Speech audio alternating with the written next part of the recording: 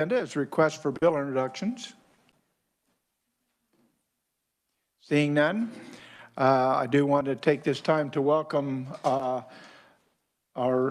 newest member for today, anyway, Senator Corson, and thank you for being here today on Friday. So we do have a hearing today on Senate Bill 307, which is requiring advanced voting ballots to be returned to the county election office by the day of the election. So the first thing we'll do is have Jason, could you give us a briefing, please? Yes, Mr. Chairman, members of the committee, Senate Bill 307 would amend 25-1132. This is a statute that establishes a deadline for submitting advanced voting ballots to the county election office. Under current law, as you probably are now aware, that deadline is the last delivery by the U.S. Postal Service on the third day following the day of the election. There's also authority granted to the Secretary of State to extend that time if necessary. Senate Bill 307 would amend those provisions to require that all advanced voting ballots be received by the county election office by the close of polls on election day, which is 7 p.m. And it would also strike the authority of the Secretary to extend that deadline. And further, there is added language after that in 307 to prohibit any elected or appointed official or any court from changing that statutory deadline. The bill would go into effect on July 1st if enacted, and I'd be happy to answer any questions. Thank you, Jason. And we have a question. Senator Ware. Yeah, yesterday, I believe I was told that something a little contrary from what I think I'm reading now. It says that language prohibiting any elected or appointed official from changing the statutory deadline. And I was concerned then that this would be a permanent thing. And I was told, oh, no. The legislature can always come back and change that later, but that's not what this seems to say. Can you help me? Yes, the legislature always has a constitutional prerogative to come back and change law at any later date. No legislature can bind any future legislature through legislation. This reference is to elected or appointed officials outside of the legislature such as the Secretary of State, that would have authority to change that deadline. Thank you. Are there any other questions? Seeing none, thank you, Jason. Our first proponent is Representative Charlotte Esau. And Charlotte, welcome to the committee. Thank you very much. Thank you, Mr. Chair. Chairman Alley, Vice Chairman Hildebrand, Ranking Foscato, members of the committee. I appreciate you taking the time to look at this bill, and I'm testifying in support of 2319 and SB 307. The testimony goes for both of them. And I was there watching and observing, somewhat involved as an outsider, 4 years ago when the legislature looked at allowing ballots to come in after Election Day by mail. And I know they had good intentions. They thought there would be barcodes. They thought there'd be postmarks, some way to know for sure that the ballot was mailed before the end of the election on Election Day. And we found out afterwards that's not always the case. Sometimes there's no markings. And this year, folks have not had a lot of faith in the post office to deliver things in a timely manner. We know that's happened, and we have people that are concerned that they see the results of the election and they see them changing after the polls have closed, and we're undermining their faith in the election results. So that was why I drafted the bill that I did. After it was introduced, I had quite a few people tell me they were concerned that there might be misunderstandings about, now when can I mail my ballot, et cetera, and have it arrive on time.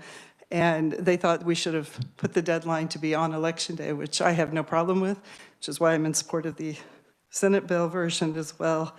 And I don't want to undermine people's ability to get their ballots in, but at the same time, we now know we can have drop boxes that are open 24/7 if that's the way a county wants to do it. There are many ways to ensure that your ballot gets back in time.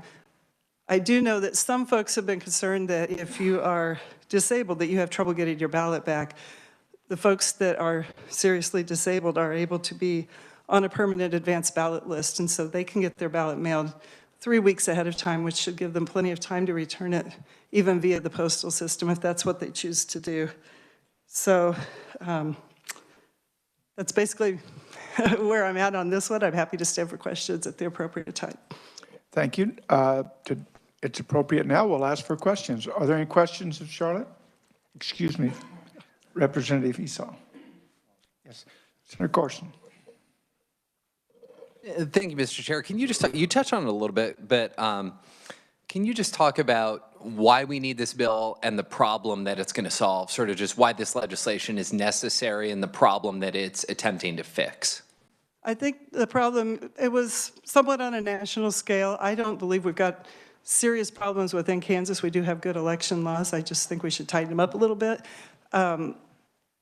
People were concerned that how do we really know those ballots were mailed before the close of the polls? And we start updating each day on what the results are.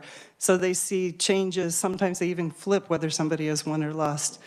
That wasn't the case in my case. I actually gained votes each time, but that wasn't the case for everybody. There were a couple of races where it flipped as ballots came in and they saw the differences. And we had folks that were just really concerned about it. Could they trust the results of the election? And I don't want anybody to have any doubt in that. And to the point about the disabled folks and when ballots are going to be able to be mailed, this is, I guess, questions for my clarification, but I think there was an amendment made in this committee yesterday that would cut that time from 20 days to 15, and would that apply to disabled voters as well? And again, I apologize, maybe you're not the proper, maybe that's more of a revisor question, but I was listening to the meeting yesterday. There was an amendment made that would have shortened the period from which counties can start mailing ballots from 20 days to 15 days. And I'm wondering maybe if the revisor can let us know if that would also apply to disabled voters who are on the permanent advanced ballot list, if that's appropriate, or? We'll check. Jason, could you give us a briefing on that? Yes, Mr. Chairman, in action in this committee yesterday that there was legislation and an amendment adopted to change that from 20 days to 15 days prior to the election, and that would apply to all advanced voting ballots, is my understanding. The Secretary of State's office can correct me if I'm wrong on that. Any other questions? Seeing none. Representative Esau, thank you for being here today. Appreciate your testimony. Oh, excuse me again. I looked and I did not see that hand go up. She's doing ballet. Senator Ware. Thank you so much. I knew you didn't see me. That's why I started. I do have, well, and perhaps again, this is a question for both you and Jason. You were saying that the ballot drop boxes would help mitigate, you know, the squeeze on voters' rights to vote and all. But this bill doesn't seem to, it says, I believe if I'm reading this right, that the ballots have to be at the election officers, each county elections officer's place. Doesn't allow for a drop box. It doesn't seem like. Senator Hildebrand. Thank you, Mr. Chairman. For the good senator from Sedgwick, Senator Ware's question, that is existing law. This bill isn't changing that. That's existing law, and that's how the drop boxes were function this last election under this same law. So that doesn't change anything. Oh, okay, so it doesn't change that. So they could drop it at the drop box too, as long as it was before 7 o'clock. Well, that was one of the questions I had discussed with the Secretary of State at the very beginning, was a drop box, a election official. Did we need to refine that? And they were happy with the language, so. Okay, thank you. I would also point out, Mr. Chair, if that's all right, that you can also return your ballot to any polling place on Election Day or to any advanced polling location. That was also changed about 4 years ago so that folks could walk in with their paper ballot already filled out, just drop it in. They go into a special bag that says this one was one that was mailed out and gets counted later when they do all the counting of all the, it's not really provisional because it was a perfect ballot if it came back just right. I'm going to check one more time. Yes, Senator Ware. And that was cleared as well? That's, Senator Hildebrand. I apologize. I didn't catch what she was asking, what was cleared. About the being able to drop a advanced ballot into an advanced, at the polling place. yeah, That is that's also current. not specified here. That's current law now anyway. That deals with a different chapter in our statutes. Okay, good, thank you. Any further questions? Seeing none, thank you very much for being here today. Our next proponent is Eric Rucker, who's former Assistant Secretary of State and former Deputy Assistant Secretary of State for Elections and Legislative Matters. Welcome, Eric. Members of the committee, thank you. Election Day should be the date that voting concludes. Election Day should serve as the date that the casting of ballots ends and that the finalizing of election results begins. SB 307 works to achieve these ends. Many states have created voting laws that allow voting in advance of Election Day. The origin of this idea spun out of the conviction that sick and physically disabled voters, as well as those citizens who were absent from their place of voting on Election Day, should not be disenfranchised. You and I may advance vote at least a week before Election Day in set physical locations and several weeks ahead of time if by advanced mail. As a result, advance voting has served to increase the accessibility and the ease by which a vote may be cast. It has also become popular among elections officials because advance voting occurring in advance of Election Day can bypass otherwise congested voting places. In short, advance voting has become so popular that in some areas of Kansas and across the United States, more votes are cast before Election Day, in advance of Election Day, than on Election Day. However, several years ago, our laws began to allow advanced mail ballots to be received after Election Day. This practice turns advanced balloting on its head, as these ballots can now be received, cast, and counted after Election Day. It should be it should be obvious that these ballots cannot be considered advanced. No one method of casting a ballot should receive favorable treatment. Votes cast at the polls, votes cast in advance at physical locations, and votes cast in advance by mail should all be received by Election Day. Any deviation from one set time of receipt favors one method of voting over another. Our current practice, allowing voting to be accomplished in advance of elections, continues to allow those with special circumstances and special limitations to participate in our elections. I'll stand for questions. Thank you. Any questions? Yes, Senator Corson. Thank you, Mr. Chair. My question was, I don't believe that current law, not Senate Bill 307, but current law would allow votes to be cast after Election Day, which is what your testimony was. Can you help explain that to me? Because I think I'm a little confused, because that would, to me, be a violation of current law.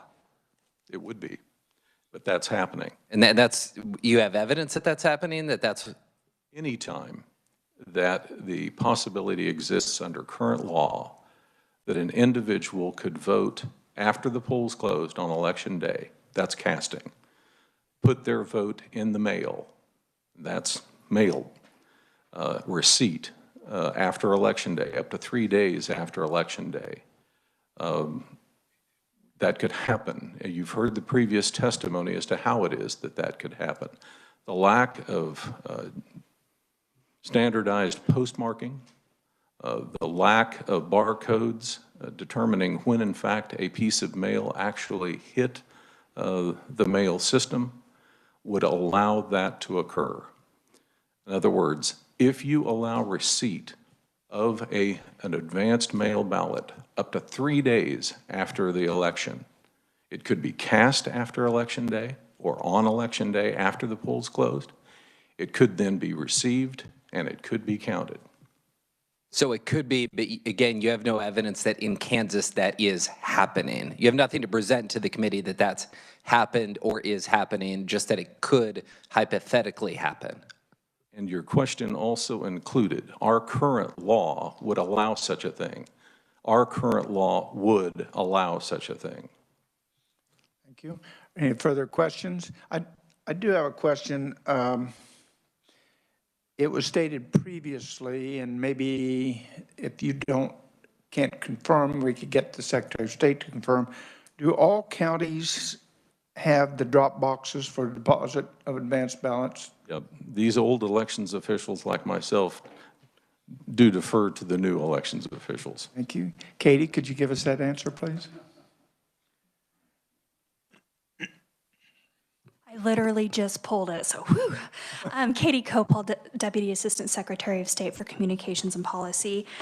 Some counties prior to the election already utilized drop boxes. The data I have is the new drop boxes that were purchased using some of the CARES Act funding that was purchased by our office in late August after the primary election. In total, we ordered 180. 12 counties opted out.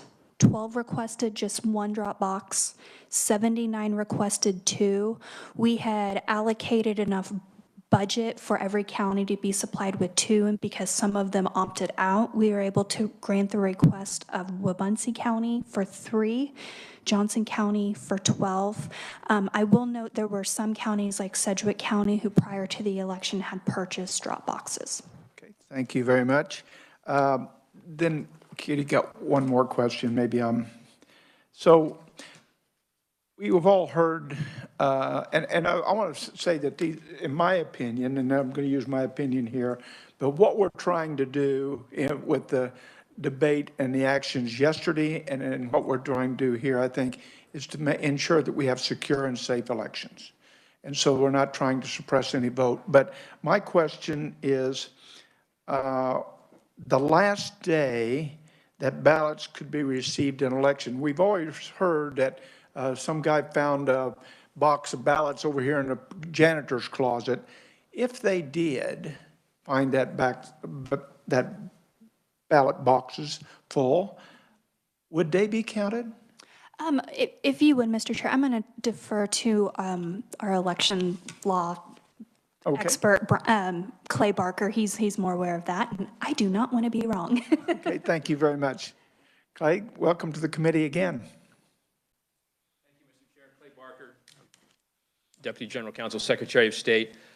It would depend somewhat on the facts and circumstances of the case, but if it appeared that it was an administrative error on the part of the government official, the ballots would be counted because the voter had got them in, voted on time. But again, I'd have to know a little more about the details of your. I don't have details. We have heard it happening. We don't know if it happened in Kansas. My question was, how long are we talking about? I mean, when are you going to declare the election is the election that's over? I mean, the votes have to be cast by election day, and mail right now, as long as it's cast on or before election day and it arrives within 3 days, it'll be counted, and there's a hard cutoff. And the absolute hard cutoff is canvass. At some point, you have to have an official ending to the election, get your official result, and move on. so in Kansas, that's 3 days.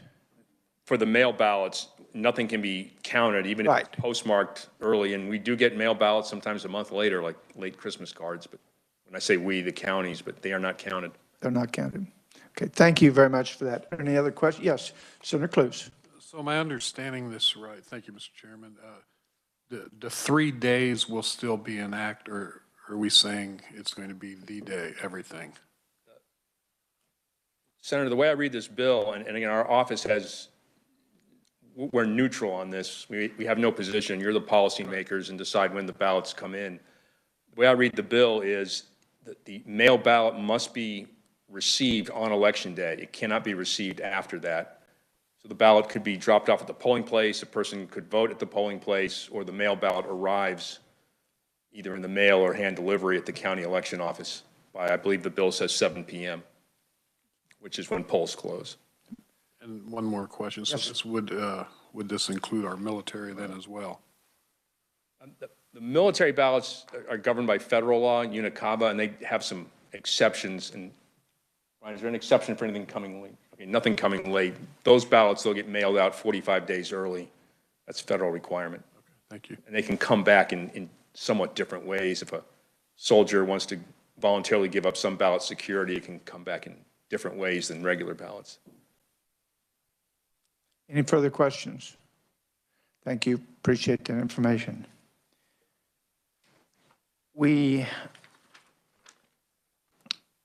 That is all the proponents. We do have a neutral. Katie, do you want to testify as neutral? You're available for comments, so we appreciate you being here. Thank you. Opponents, we have Mr. Davis Hamlet, Loud Light Civic Action. You're in remote. Davis? Mr. Chairman, can you hear me? We can. Proceed. All right. Thank you, Chairman Alley and members of the committee. The first thing I want to hit on really quick is just responding to some of what the proponents just said. It's important to note that, as you can see in the current law and what will still exist in this law in Senate Bill 307, is ballots can only be counted after Election Day late arrivals if they were postmarked by or before the close of polls on Election Day. And that's important. If it is missing a postmark, it cannot be counted.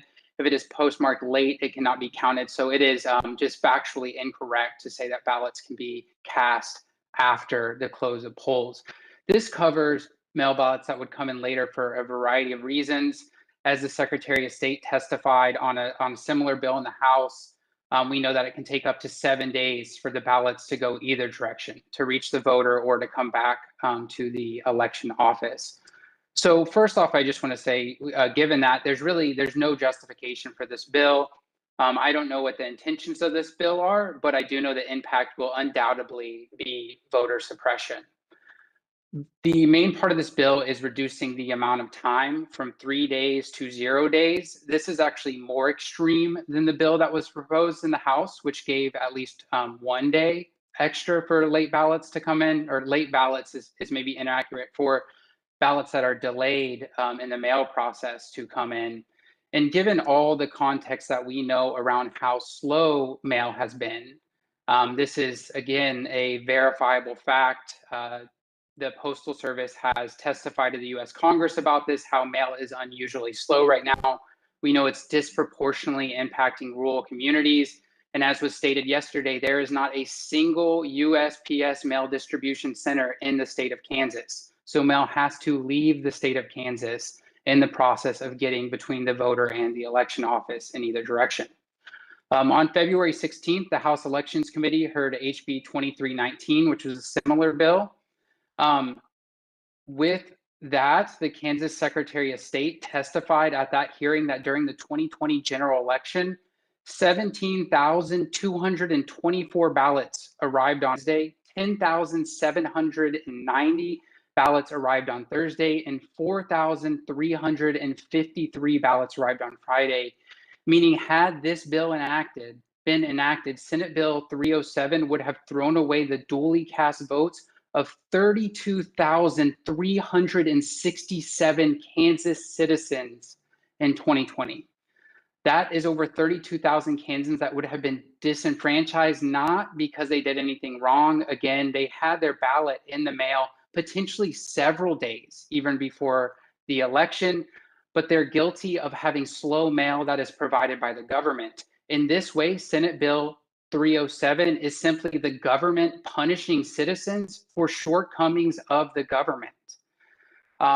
It's just, again, undeniable that this bill would disenfranchise thousands of Kansans. Two other concerns I do want to highlight is that it removes the Secretary of State's discretion to extend the time for mail ballots to come in time of crisis. We can obviously think of unique circumstances where a tornado took out a road or something like that, and mail might need an extra day or two to handle that. And again, these ballots would have to be properly postmarked and verifiably received by be cast by the voter before the end of election day to be counted. I think that taking away that discretion is dangerous. And then additionally, this would attempt to say that courts cannot extend that deadline for any reason. That appears to be unconstitutional encroachment on the separation, on a separate branch of government. This is laid out in the US Constitution and the Kansas Constitution. The courts have the right to intervene if this would unconstitutionally suppress voters. And the last thing I do want to mention about this is that I know that there's a short deadline. I know that a lot happened, but essentially, you know, I had 0 business minutes to prepare testimony on this. I was notified at 6 p.m. I had to have testimony in by 9 a.m. There were a lot of people that testified on a similar bill in the House who I'm sure would be here today had they been given more time. But what I want to highlight, because I'm not sure if they'll be speaking today, is that the Kansas County Clerks and Elections Officials Association opposed this measure in the House a month ago. And I think that's really important because this means the 105 government offices that actually have to administer these elections oppose this policy, saying that they support maintaining the status quo with regards to election and canvassing, and that they believe the current deadline for receipt of valid advance ballots by mail should remain. So again, I think that given all of this, there is no justification from this. We have plenty of security measures in place. And we also have measures if anything wrong happens that they would be able to investigate and address them. So with the absence of any real reason to pass this law, and with 32,367 reasons not to, I'd recommend the committee oppose this bill, and I'm happy to stand for questions when appropriate. Thank you. Thank you. Senator Ware, questions? Yes, thank you so much. Davis, did I hear you say that if a ballot came in without a postmark so that it could be verified when it was sent, would not be accepted?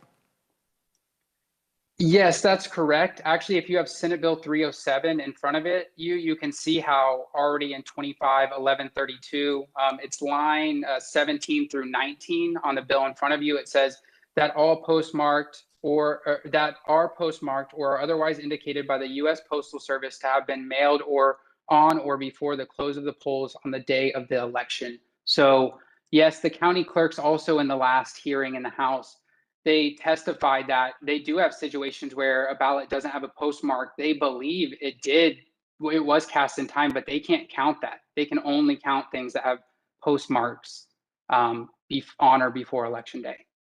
Thank you. Thank you. Any further questions? Yes, Senator Corson. Thank you, Mr. Chair. Mr. Hammett, can you talk about, I mean, one of the things that the proponents brought up was, we need to have certainty, and it is, I guess, arguably confusing to folks when they see an initial report and then that changes later. But can you just talk about how, whether or not we do anything to change 307, we're going to still have the canvassing process. We're going to still have elections that votes are still going to be coming in past 7 p.m.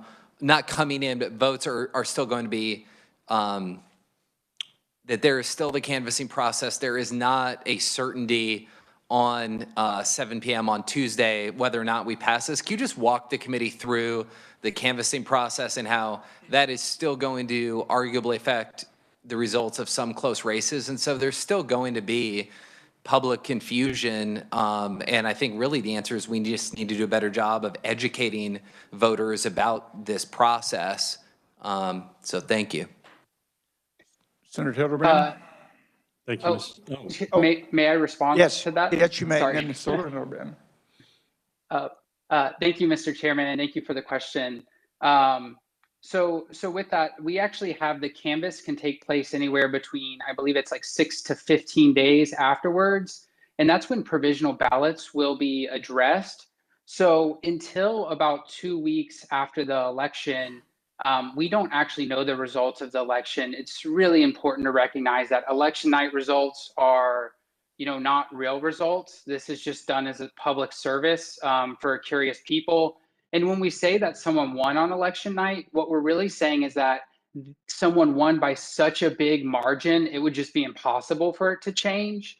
But thousands and thousands, I mean, like tens of thousands of votes are still caught up in the provisional process, and it will be determined later if they can count.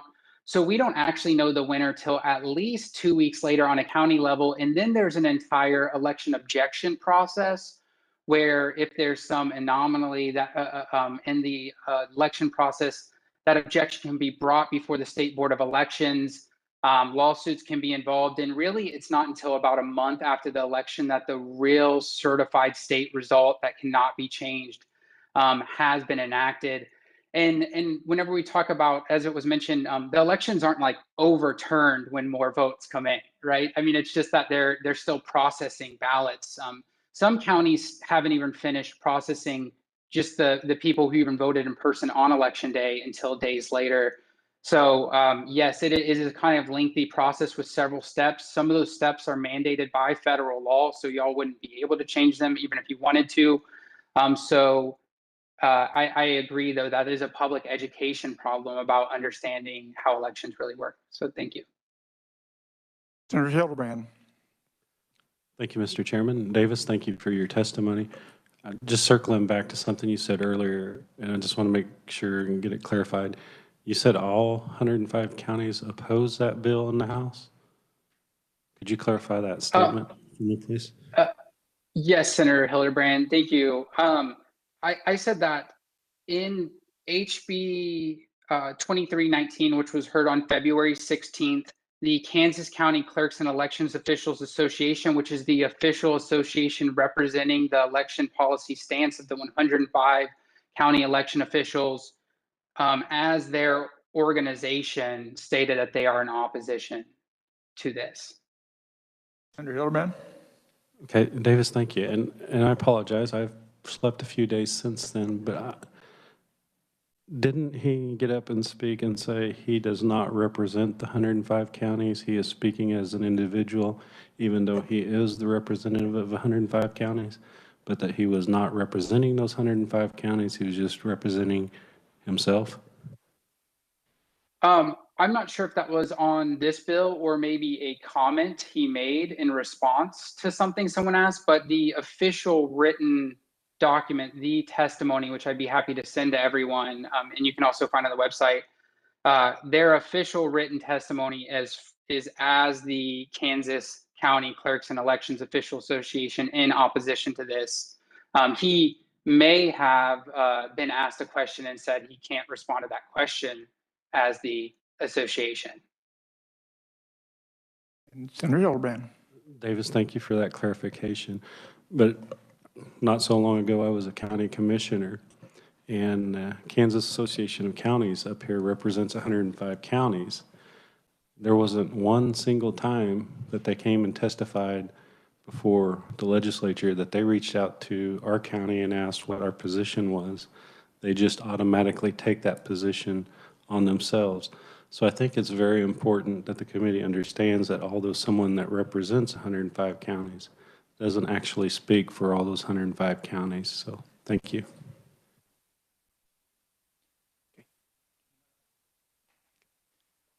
Are there any further questions?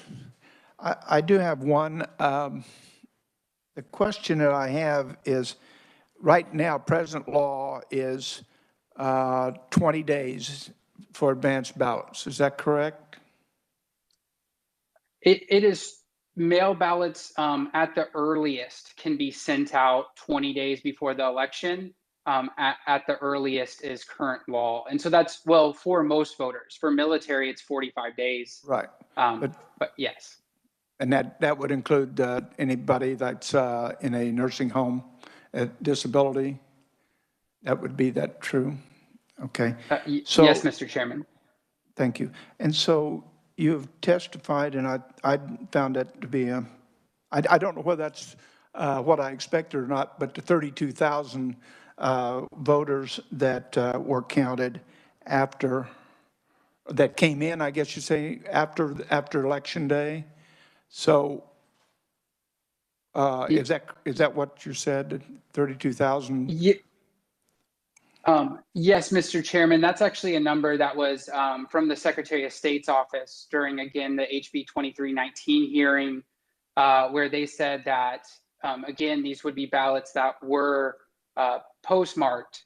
So they were mailed by voters on or before the close of polls on Election Day, and that on, as laid out there, it was about 17,000 arrived on Wednesday, 11,000 arrived on Thursday, and 4,000 arrived on Friday. So altogether, the voters that were essentially protected, or that their right to vote was protected by this 3-day grace period, was over 32,000 Kansas citizens in 2020.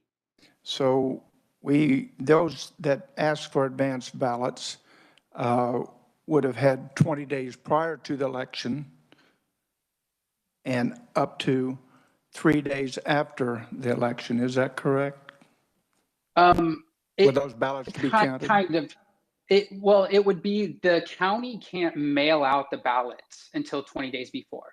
Now, that doesn't mean that 20 days before everyone will get their ballot. As we experienced in this last election, some counties hadn't finished processing even the mail ballot forms, that even though they were due many days before, there was such a huge backlog. And because there was just so many problems with the mail, voters who had applied 2 months in advance weren't receiving their mail ballot sometimes until, the day before the election or election day. Again, this comes down to, these are administered by every single county. So this would mean it's not that the voter gets it 20 days before, but at the earliest it can be mailed out. You add in a 7-day delay, and then you're at a point where maybe there's a couple-day window essentially already. If you go down to the 15-day that was proposed yesterday and passed out the committee, you might be looking at a situation where, given all this combined, voters in some rural districts might have a sweet spot where, like, they have one day where their ballot comes in and they need to get it out in the mail on the same day, and that might be the only way to vote by this, given all those time constraints. So I think that what I'm looking at is Election Day by the person that walks into the polls is the Election Day. Election Day for the person that does advanced balloting is Election Day plus 3 days. Is that correct? Not really, because again, they have to vote. They have to have voted. Like, their vote has to be cast and has to be in the mail by before the close of the polls on Election Day. So this is a matter of kind of the administrative delivery of USPS. And a good kind of parallel to this would be to say, if you have to vote provisionally, like say you move down the street and your address changed and you have to vote provisionally, your vote isn't actually counted or processed until, maybe 15 days after the election. And I wouldn't say that that means that provisional voters get Election Day plus 15 days to vote, right? This is about the administrative government processes, because the goal is that the citizen has to have their vote in by Election Day. The failures and shortcomings of USPS or government procedures and administration, basically the bureaucracy aspect of this is what we're talking about, is if people will be disenfranchised by shortcomings of government bureaucracy or not. Are there any further questions? Yes, Senator Carson. Thank you, Mr. Chair. Mr. Ham, so just to make sure I'm understanding this correctly, currently in Kansas, no votes, the act of casting a vote always has to happen by the close of Election Day, correct? Everything has to be, the casting of the vote under current law is always, has to be completed by the close of Election Day. What we're talking about is the back end of the process by which that cast vote, which again already had to happen by the close of Election Day. What we're talking about is the administrative governmental process through the USPS, through the operation of the county clerk's office or the election commissioner, by which that cast vote by Election Day ultimately becomes a counted ballot, correct? Yes, that is 100% correct. Even when courts intervene, no court will intervene and say that, someone can go cast a new ballot. The hard deadline for every ballot is it has to be cast by 7 p.m. on Election Day.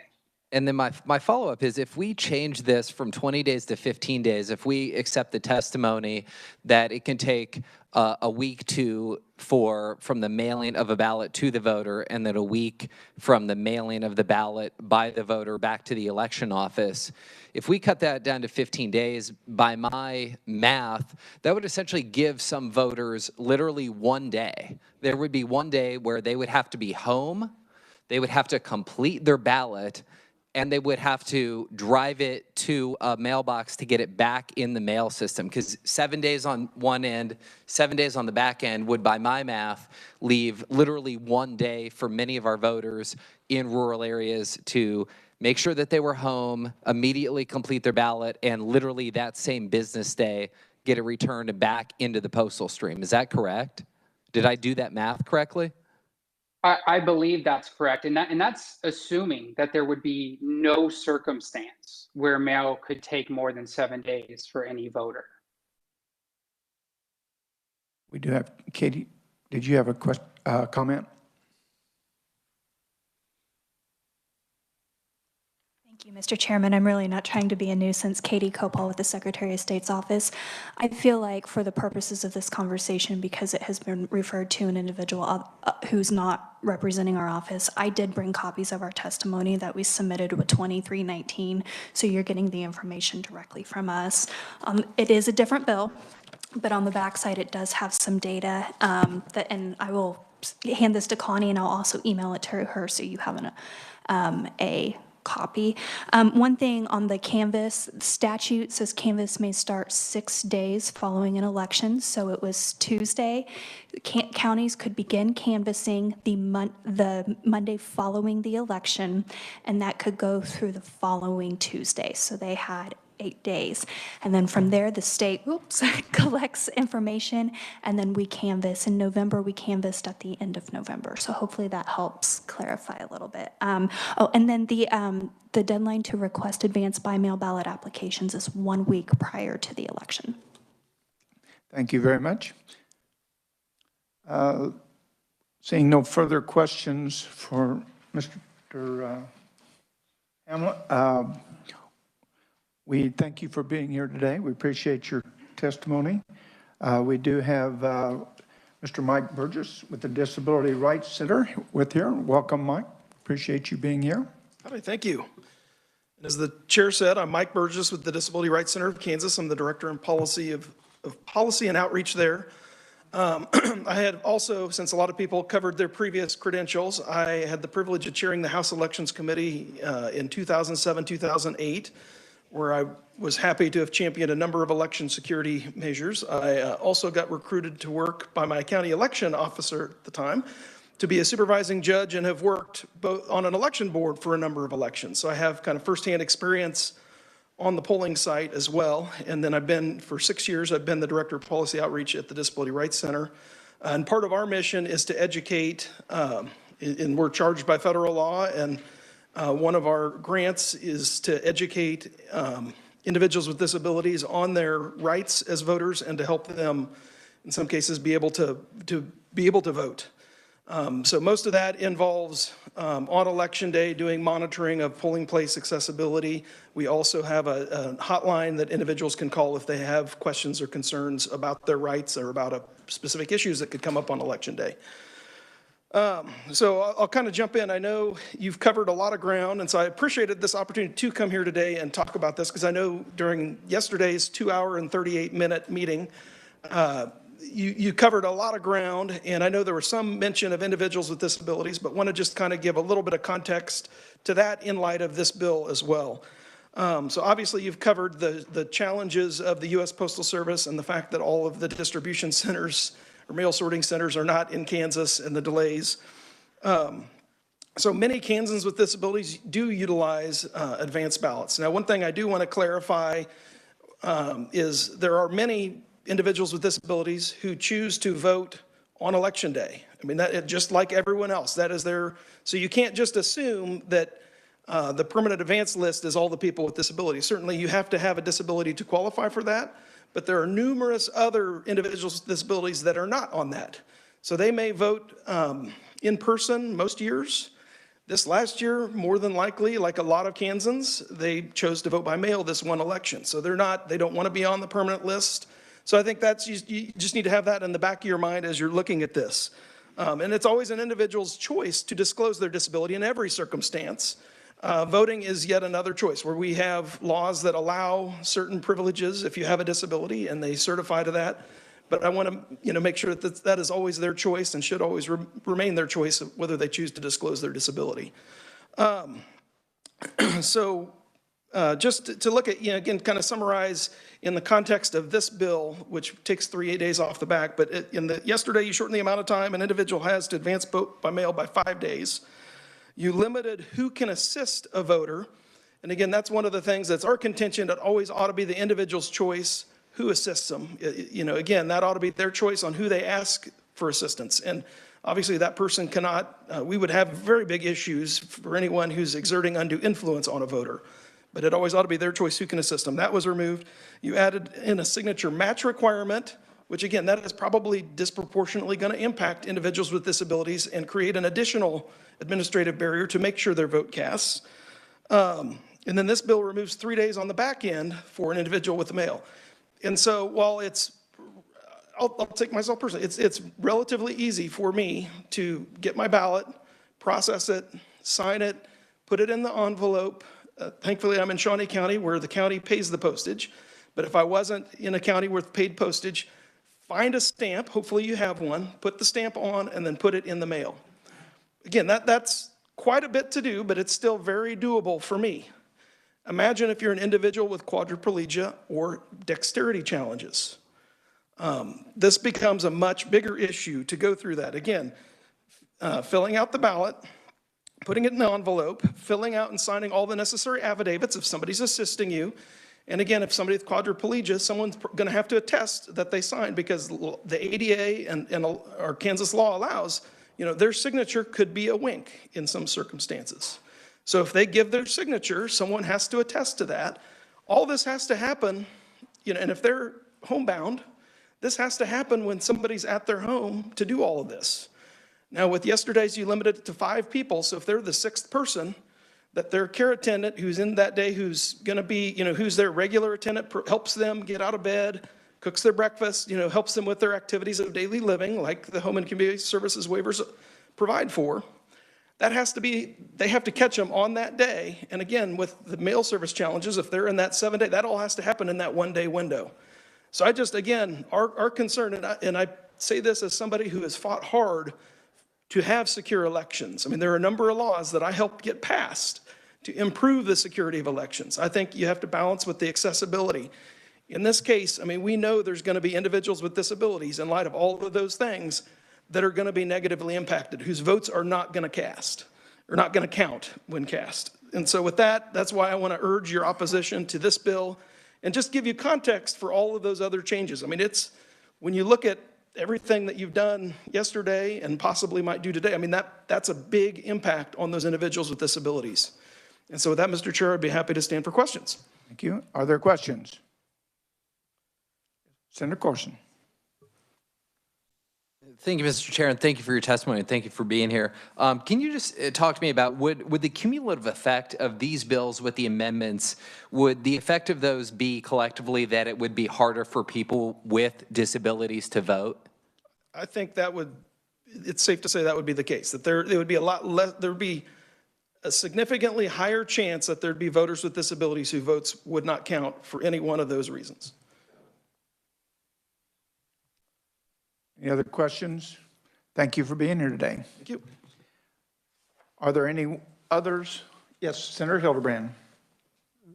Thank you, Mr. Chairman. And if you would oblige me, Secretary of State's office handed us testimony on HB 2319, and I had a question.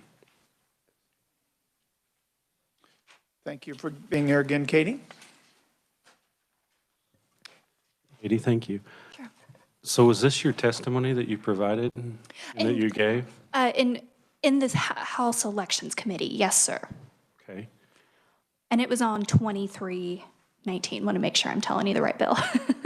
Okay, we heard from a previous conferee that you had, that the Secretary of State's office had actually gave numbers for different dates, but I don't see those in here. I believe they were offered verbally. I can give those verbally to you right now if you would like that information. I just wanted to clarify that. Yes, yes. And that was part of our intent in giving you the testimony, so you had a copy. Thank you. Any other questions?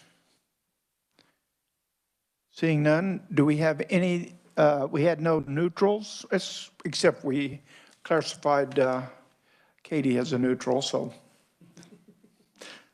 And no other opponents. So if there's nothing else on this, we will close the hearing on Senate Bill 307. We do have just a little bit of time left, so I'm going to open this back up. Yes, Senator Reichman. Thank you very much, Mr. Leader, and thank you all for testifying. And one of the things I like about a committee is that you get to hear all certain types of views, and we all have different backgrounds. We all come from different ways.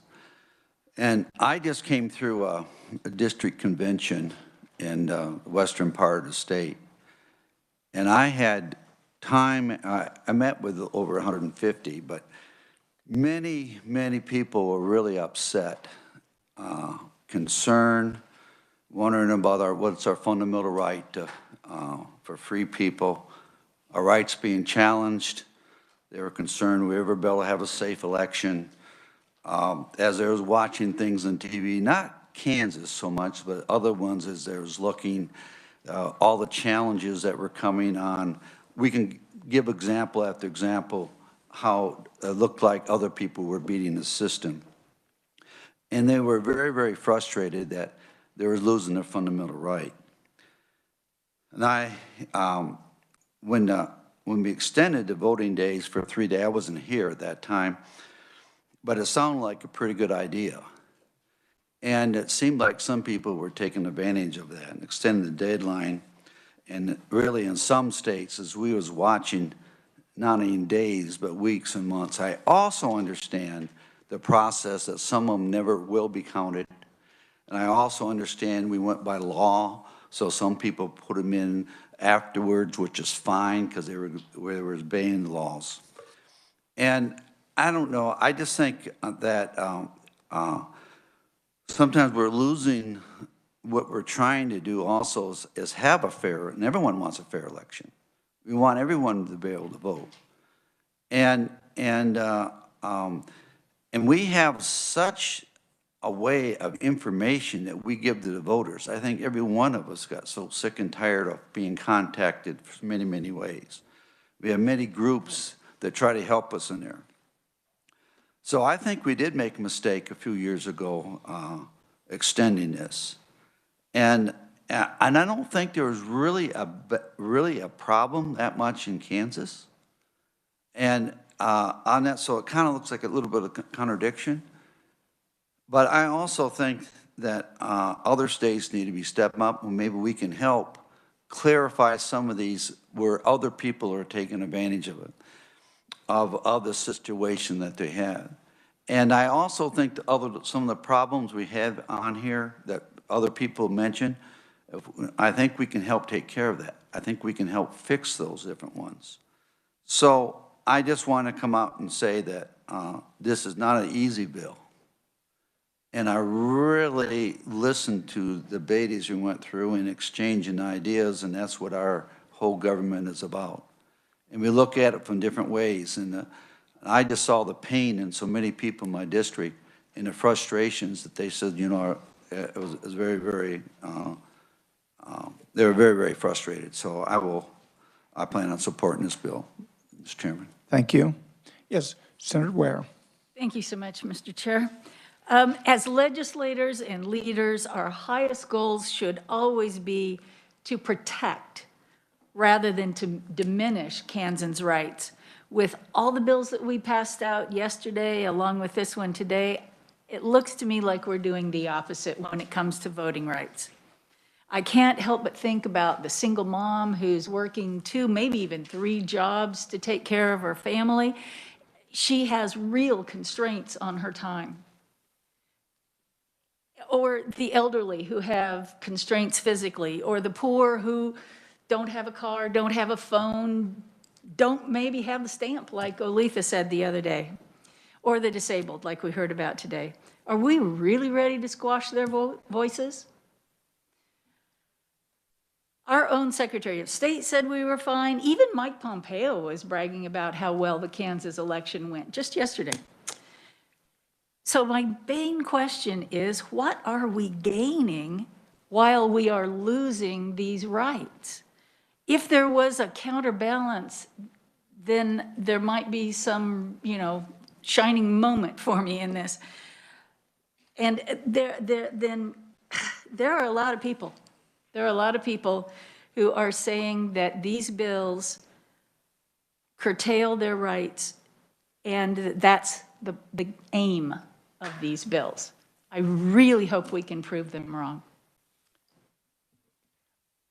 Senator Ware, that is not my intent.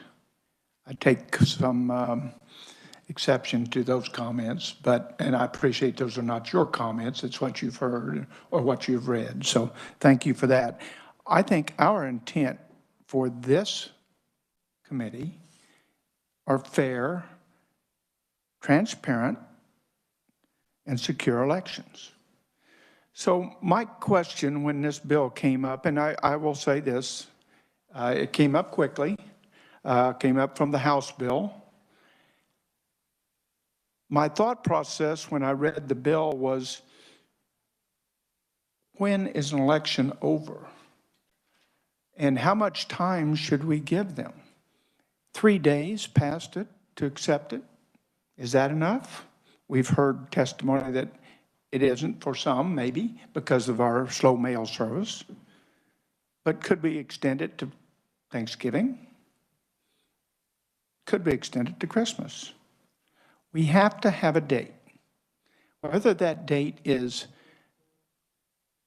November 3rd or whatever the Tuesday is, or whether it is 3 days past that or 20 days before that, we have an election day. And I think that we want to make sure that we communicate whatever decision we make here so that people know the changes and know that that is date. So those are my intentions with this bill, is to make sure, again, I'm going to repeat that so that I want to make sure we have a fair election. I want to have a transparent election, and I want to make sure we have a secure election. We've heard a lot of things, and again, Kansas was not a problem according to what the Secretary of State's office has said. We ran a very good ship. But that is not true for all the rest of the states. We do not want to open ourselves up to have those things come into Kansas. And that's what was attempted yesterday. I think that's what's attempted today. So with that, I'm going to work this bill, and I'm going to move that we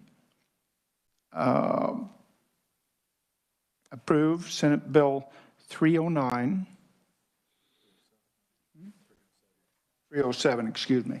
My eyes didn't work well. So Senate Bill 307, and as we send it out to the Senate. Is there comments? Yes. Thank you, Mr. Chair. I appreciate it. Senator Reichman brought up what I think is a good point, but I guess I would contend that I have a different solution, and that I think the reason that people are concerned about the integrity of our elections is not because there's been any problems, not because there's any evidence of that there are problems. It's that we have people who, for political advantage, are deliberately misinforming voters about the security of our elections. there have not been these problems that the chairman just referenced in quote, other states. That has just not been borne out by the facts. I mean, I'm a lawyer. I want to see evidence. There is no evidence. And so the fact that voters are being misinformed by people who are trying to take advantage of them for political reasons about the security of our elections, I would just say, bring me the facts, bring me the evidence, show me where this voter fraud is happening, show me where these unsecure elections are taking place, because I just haven't seen it, you know. And look, I don't, you know, claim to know what anybody's intent is, but I'm not worried about what anybody's intent is. I'm worried about what the effect of the law is. And what we've heard is that the effect of the law is that it would make it harder for people to vote. It would make it harder for disabled people to vote. It would make it harder for people who live in rural areas to vote. So at the end of the day, I think our intent is a little bit irrelevant.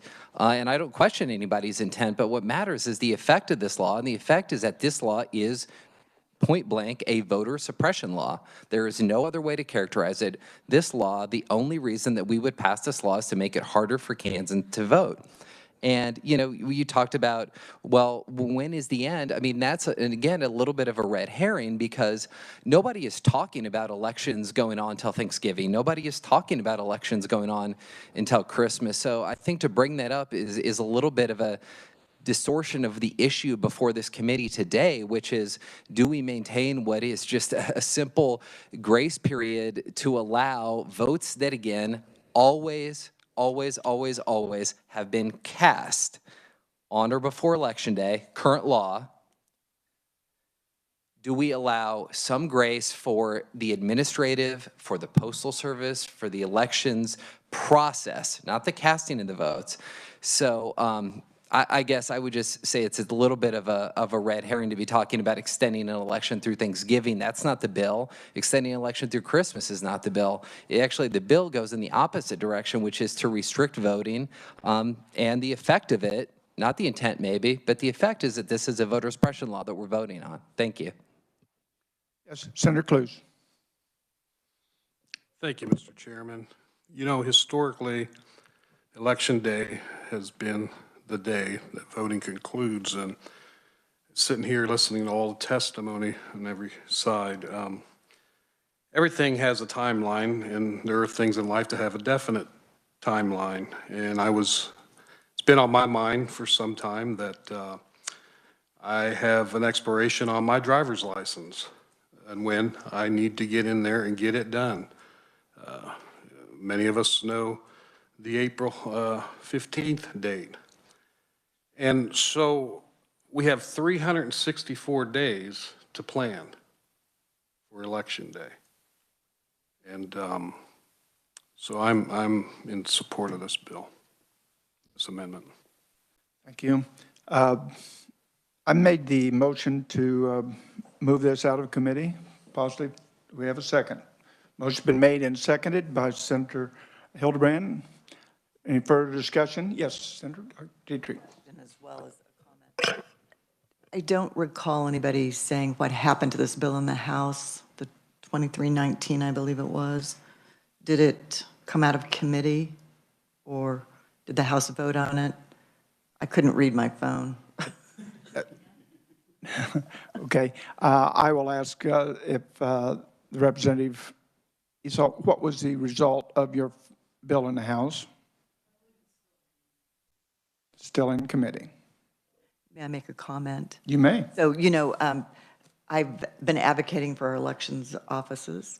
The last couple of days, we've taken a lot of actions to help, I think, have a more secure and transparent and safe election process with some of the other bills that we've passed out of committee. For me, I really have, my heart is with the disabled and the elderly. And, you know, I always talk about nursing homes because I've got 20 of them in the 20th Senate District. And I'm always concerned about making sure that we are able to allow them to cast their ballots. There's nothing more difficult than those senior citizens who feel that maybe they've been, you know, harmed in some way. And so one of the other things I always say, and I always maybe say it comically, but I really mean it, I try and do no harm when we're doing public policy. So this bill, to me, is probably just that one step too far. You know, we passed out a lot of bills that I think are going to help us be more secure and more transparent and more defined in our election process. So I just don't see the need for this bill, and I worry about what might happen to our disabled and our elderly in particular, or those folks who are living out in our rural areas who may not be able to get that ballot as much as they may have planned. Senator Kluse and Senator Reichman, I understand what you're saying.